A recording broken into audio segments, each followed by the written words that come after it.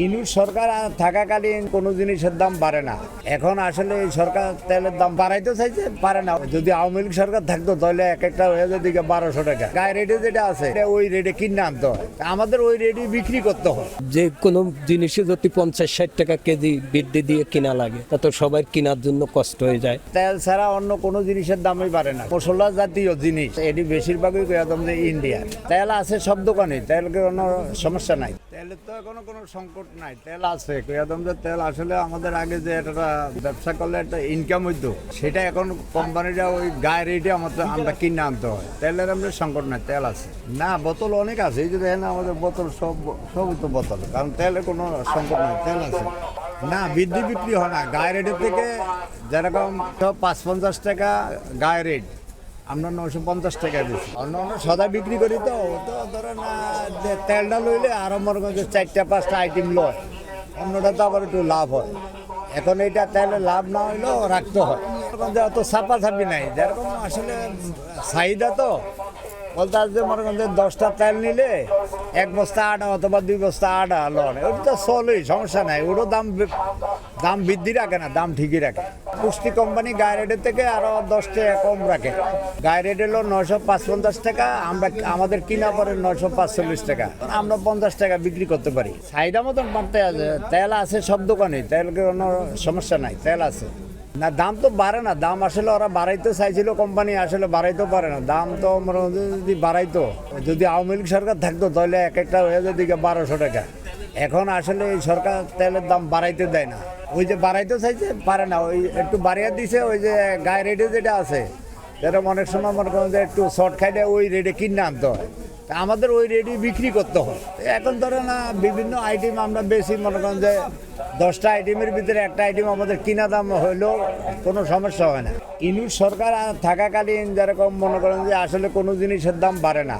এই যে এই ডাউলটা ছিল 110 টাকা, এখন ওই যে 80 টাকা 85 টাকা, অনেক কমছে।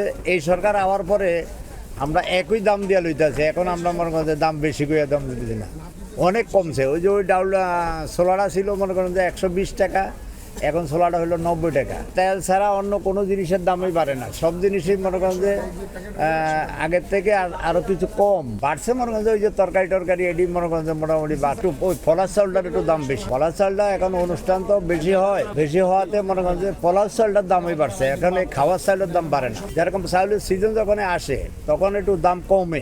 এই যে ডাউলের জন্য সিজন আছে তখন দামটা কমে। এখন তো ডাউলটা মনে করেন যে বেশিরভাগ বাইরের থেকেই আসে, এই জন্যই দাম যে ডাউলের দামটা কমই। এই ডাউলটা যদি 85 টাকা কেজি হয়, আগে আমরা বেশি 110 টাকা, আর যদি মনে করেন যে পাইকারি নেয় তাহলে আমরা 82 টাকায় বেচতে পারি। ডাউলটা আমাদের মহাজনরা আনে ওই সাভারের থেকে ওইখানে আড়ত আছে, তো ওইখানে আইনা মনে করেন যে এখানে বিক্রি করে, ওদের থেকে আমরা আইনা আড়তের তার আইনে বিক্রি। অন্য দেশের থেকে তো অবশ্যই আসে, অথবা ইন্ডিয়া থেকে আইয়ে, ভুটানের থেকে আইয়ে, বিভিন্ন জায়গা থেকে মনে করেন যে ডাউলটা রপ্তানি হয়।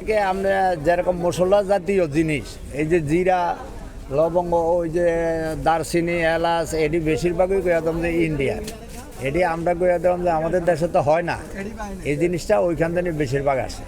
ইন্ডিয়ার আমরা কোনো কিছু খামু না, ইহুদিন আসারকেও কিছু খামু না, খাইতে এত বেশি হোক। আসলে লাস্টে বাজারে আইলে দেখা যায় যে এইটা ছাড়া তো আর নাই। আমরা জিরাটা কি আমার বাংলাদেশে হয়? জিরাটা তো মনে করেন যে ইন্ডিয়ার থেকে আসে। ওইখান থেকে আসলে এই জিরা তো অনেক জিরা চলে, কি কিছু নেই, লক্ষ টন করে একদম যে জিরা আসে। তারপরে মশলা জাতীয় সব কিছু বেশিরভাগই ইন্ডিয়ার থেকেই আসে, এটি আমাদের দেশের কোনো পণ্য হয় না। মোটামুটি যা কিনছি গত সপ্তাহের সাথে এই সপ্তাহে একটু দাম কম আছে সবকিছু। ওরা বলে গাড়ি ভাড়া টাড়া সেই বেশি লাগে, যার কারণে বৃদ্ধিটা দেখাইছে।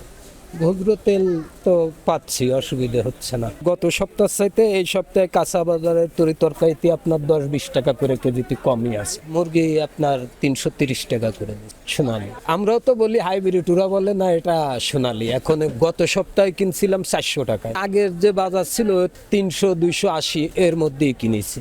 সবারই কষ্ট হচ্ছে। যে কোনো জিনিসে যদি 50-60 টাকা কেজি বৃদ্ধি দিয়ে কিনা লাগে তা তো সবাই কেনার জন্য কষ্ট হয়ে যায়, খাওয়াও সাধারণ মানুষের কষ্টজনক হয়ে যায়।